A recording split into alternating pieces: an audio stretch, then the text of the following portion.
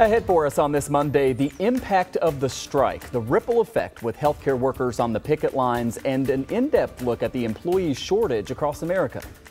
Plus, National Guard troops may help in hospitals facing staffing shortages due to the vaccine mandate. People asked the Verify team if they will have to be vaccinated. We'll have the answer to that.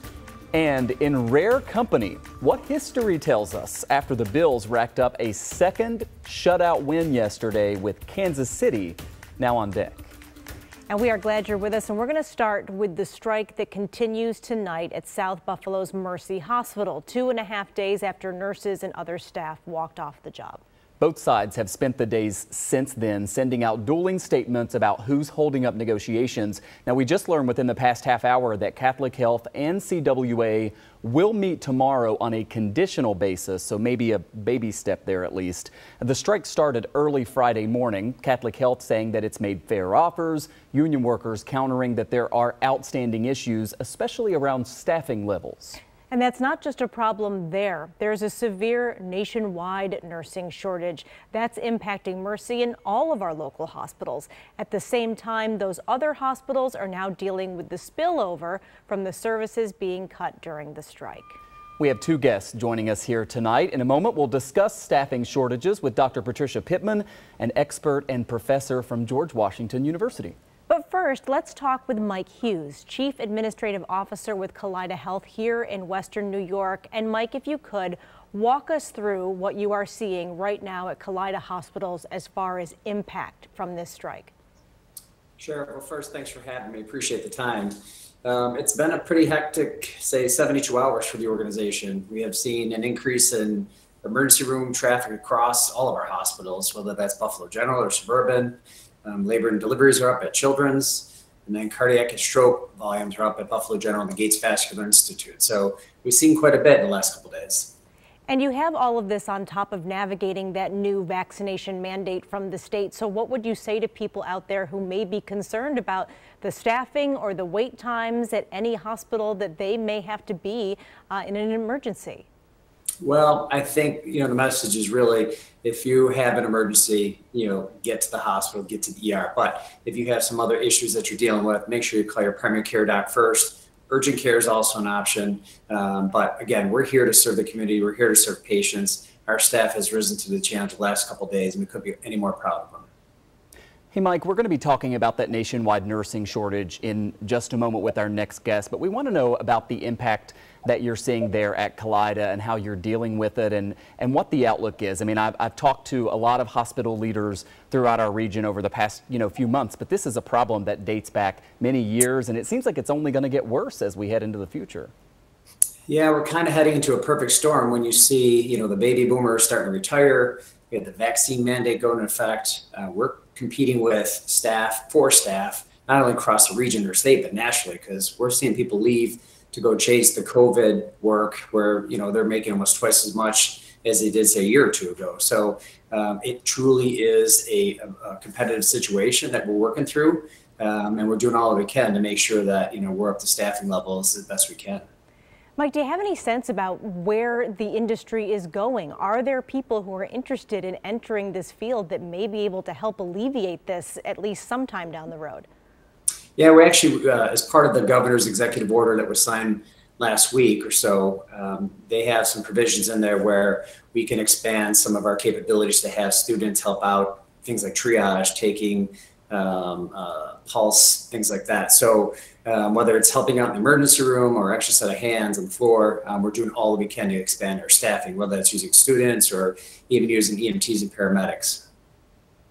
Mike Hughes is Chief Administrative Officer for Kaleida Health. We know that it is a really busy time right now, Mike, balancing all these different things. Thanks for your time. Thanks for coming on. Thanks for having me. And right now we want to turn to another of the issues that we've been discussing here and bring in Dr. Patricia Pittman, who joins us live. She heads up the Institute for Health Workforce Equity at George Washington University. It's really great to have you on the show and hear your expertise. Thank you. Thanks for having me. Pleasure. And Dr. Pittman, many of us are on the outside of this, not working in or even being cared for in a hospital. And we hear and we have been hearing about a shortage of healthcare workers. But can you help us and our viewers understand just what that really means on a very basic level and how serious it's become. Well, I think that, there's no question that there is a nursing shortage right now. It may be temporary in nature. We actually don't have a shortage of nurses in the United States. We have a shortage of nurses willing to work under the current circumstances. So the idea that we just should train more nurses or bring in more international nurses is not going to entirely resolve the problem. The problem predates COVID.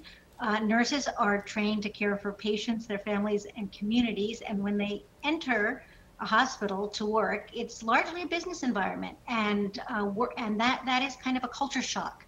And there are many areas of ethical conflict that nurses face.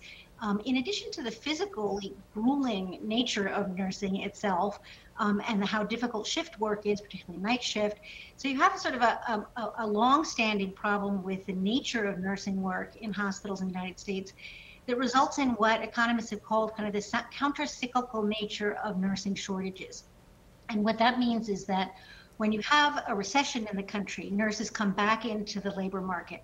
But when there is a boom, they tend to retire or work less hours. And right now we have a situation where there is almost full employment, and nurses were, even if we didn't have COVID, you would already have begun to see nurses working less. Then you have layered onto that the whole COVID story, which is complex, and happy to go into that if you want. Yeah, let's just pick up right there then. When you look at how bad it was before COVID, and we know that, a third of nurses are baby boomers and they're going to be retiring, and we're not getting enough other people to kind of replace them. There's that shortage there. But how has COVID kind of changed all of it in terms of, a lot of people working this extremely difficult job? We call them our healthcare heroes, right? That they've been doing this for a year and a half, and some of them aren't doing it anymore. Right. Well, you're right. There's the issue of demographics. There's the issue of experienced nurses versus less experienced nurses who are just getting out of school and who obviously are less valuable to hospitals. But I think a really important thing to know is that we talk about the waves of COVID, but from the health worker perspective, there have really been two phases. There was a phase when this was sort of a natural disaster, and there's a phase where it's being perceived and experienced as a man-made disaster. And people talk a lot about burnout and moral injury, and one of the things we know is that when you have a natural disaster, people pull together and do whatever it takes to get through. But if they feel that it's a man-made disaster, their patience wears thin. And so in phase one, people really pulled together and did what they could, even though in the case of nurses, there were these tremendous shortages of personal protective equipment, and many thousands of nurses were furloughed, right? Because when the guidelines were to suspend elective procedures, hospitals saved money by suspending nurses, and that didn't go over very well with the nursing community. They didn't feel that employers were loyal to them. So enter phase two, where you have this feeling of this being a man-made disaster and somewhat of a feeling of betrayal by the community that doesn't believe in science, and a sense that maybe if there was any loyalty, it might have been weakened during that first phase. And thirdly, you have these travel nurse companies that are offering people 3-4 times more money. The loyalty to the long-standing employer is likely diminished quite a lot. And so people are leaving, particularly young people, to go work in travel agencies that are paying a lot more, or they're working less because they're worried about their own kids or their parents and their exposure to the virus. But the sense of that early period of pulling together is over. People are looking out for their own interests.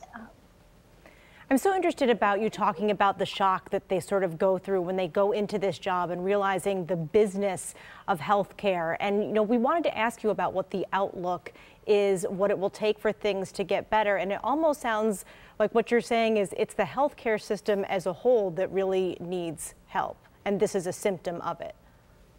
I think that's right. I think that this is exposing, COVID has exposed many problems in our society, but one of them is even for the not-for-profit healthcare organizations, there is a business logic that makes nurses feel disposable.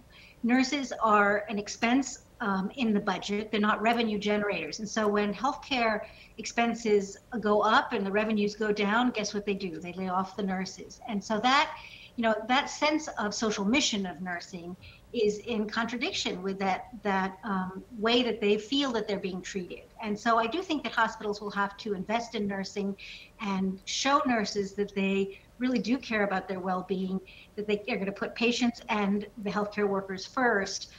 If they want to retain nurses now, it's going to be hard to retain nurses. They're going to have to work hard at showing nurses that they really care.